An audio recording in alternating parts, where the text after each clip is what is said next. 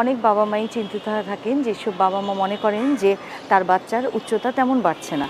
তখন তারা মনে করেন যে সাইকেল চালালে হয়তো বাচ্চার উচ্চতাটা বৃদ্ধি পেতে পারে। সাইকেল কিন্তু চালানোটা কিন্তু একটি খুবই ভালো ব্যায়াম। এতে পায়ের নিচের মাংসপেশি এবং হাড্ডির একটি ভালো ব্যায়াম হয় এবং এতে কিন্তু বাচ্চার উচ্চতা বেশ খানিকটা বৃদ্ধি পেতে পারে। এজন্যই কিন্তু অনেক সময় বলা হয়ে থাকে যে যেসব বাচ্চার উচ্চতা বাড়ছে না তাদেরকে সাইকেল চালানো শেখানো যেতে পারে।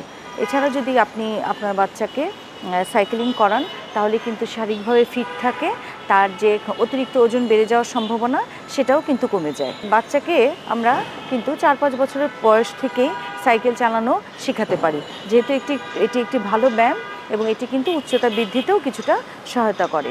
বলা হয়ে থাকে ডেইলি যদি 15 থেকে 20 মিনিট সাইকেল চালানো যায় তাহলে কিন্তু একটি বাচ্চা প্রায় 4-5 সেন্টিমিটার উচ্চতা বৃদ্ধি হতে পারে।